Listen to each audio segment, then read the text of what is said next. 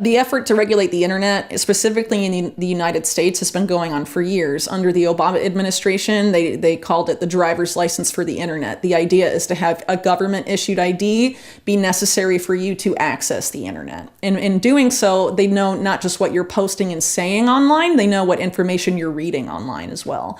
But the difference is, once it's directly connected to a government-issued ID, they could prosecute you for things like publishing misinformation and all of that. And there's actually been pushes from people like former Google CEO Eric Schmidt to punish people who publish alleged disinformation, and that the need that it's necessary to have IDs connected to social media accounts and to people's internet access as a means of facilitating those kinds of arrests or, law enforcement activity. In this recent discussion from Big Picture with James Patrick with Whitney Webb, we learn about the rise of central bank digital currencies, CBDCs, how blockchain and decentralization could reshape global financial systems, and the control mechanisms emerging behind digital currencies. At the time of this discussion, Bitcoin is trading around $66,000, with a 1% increase in the last 24 hours and a 4% increase in the last 7 days. Before we jump into this discussion, don't forget to like, subscribe, and share this channel. Now let's hear more from Whitney Webb. That nature, and also we have to know who everybody online is, or we have to know who everybody is interacting with these systems. We need digital ID. I think it's quite clear that the way to force onboarding of a CBDC or this type of digital currency system is going to be some sort of crisis, some sort of event. I think the immigration crises, any sort of refugee situation, that's going to be used to push for digital IDs. I think it's just a very easy excuse for them, a way for them to quickly manufacture consent. Because, all these people, we don't know who they are. They could be criminals. They could be anybody. We have to know who everybody is. And it's going to be sold as a way to provide security to the insecurity created by the migrant crisis. So I think there's been growing awareness for some time that there's a lot of bipartisan consensus about most of the policies of the U.S. government, like endless war, for example. And some people refer to it as the uniparty. But people also forget that too. And so what a lot of people call this the two-party model, people refer to it sometimes as the left-right paradigm. But I think not a lot of people truly understand how that paradigm works.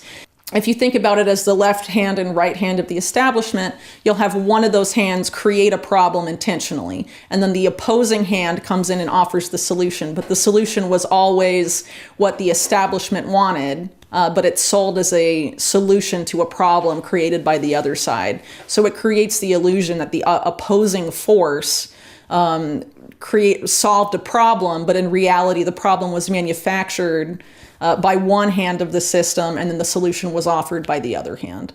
The man that claims to have created CBDCs is a man from Barbados named Oliver Gale. He created one of the first, arguably the first CBDC project in the Caribbean, and then went on to have a key role in creating the Nigerian CBDC, the e-Naira. So the way the CBDC in Nigeria was set up is that in order to access the CBDC, you have to have a national identification number, which is the Nigerian digital ID project. So you have to have a digital ID in order to be able to access the Nigerian CBDC.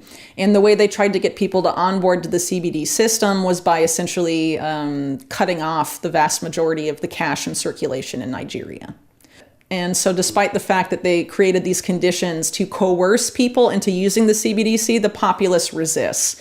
And that suggests that the idea of CBDCs being a tool for financial inclusion, the public doesn't seem to believe that, right? In Nigeria, these people that ostensibly suffer from this identity gap, that suffer from financial exclusion, don't want the financial inclusion that they're being offered by the CBDC. They don't see any real benefit. They see it as a tool of the state. And the state in Nigeria and in other African countries where these sort of systems are being rolled out, the governments have abused these systems to go after journalists or other people and violate human rights and all sorts of things. So it's not a tool for increased human rights. It's not a tool for increased inclusion. It's inherently exclusionary. And as we just heard Whitney Webb discuss the global push for CBDCs and their potential impact on privacy and financial independence, now let's hear them discuss more on the role of blockchain and how it can create an alternative decentralized financial system. Whitney also explains the underlying motives for centralized digital currency control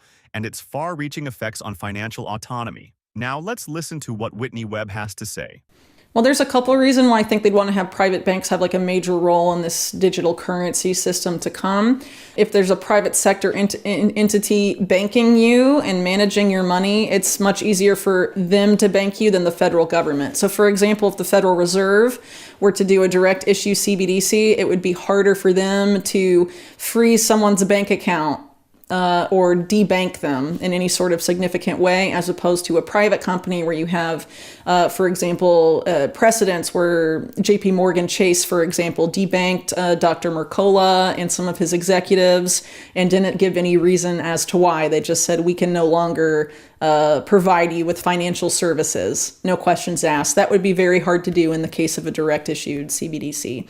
This is something similar to the argument that's been made for social media companies censoring. They say, oh, but they're private companies, so they can restrict speech however they want. But we know now that their restrictions on private speech have been a result of public sector pressure, right? So again, people need to keep in mind that this is a public-private partnership. That's the prevailing model in the United States. The digital dollar in the United States is also going to be a public-private model. You'll have the Fed, the central bank, working with the private banks that own the Fed in the United States. And that will be the partnership between them will be the system. It's not going to be all public. It's not going to be all private. It is a partnership. If the Fed were to do a direct issued CBDC, it would take them a few years to design, experiment, and deploy it. If you're using these existing dollar-pegged stablecoins, those are already here. They're already on blockchains. And a lot of those phases that would take the Fed a few years have already been accomplished if you choose to use those. And if you regulate them so that they have to, for example, keep their reserves at the Fed, then you're able to sort of have the same kind of system, but you don't have to go through the process of creating a direct issued CBDC. China, for example, they already have their CBDC. So the US is behind. So to remain competitive, they say, and have a first mover advantage, we should go with the digital dollars that are already here. So that's dollar-pegged stablecoins.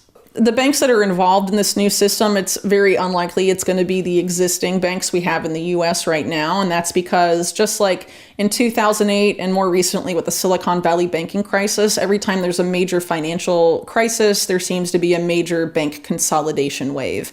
And you have Janet Yellen, the Treasury Secretary, saying during the Silicon Valley bank crisis, in front of Congress, that they are essentially only going to rescue systemically important banks, which is a designator that Yellen can just, she essentially decides who's a bank worth saving and who's not. And this is sort of the perpetuation of the too big to fail model that we heard about in 2008.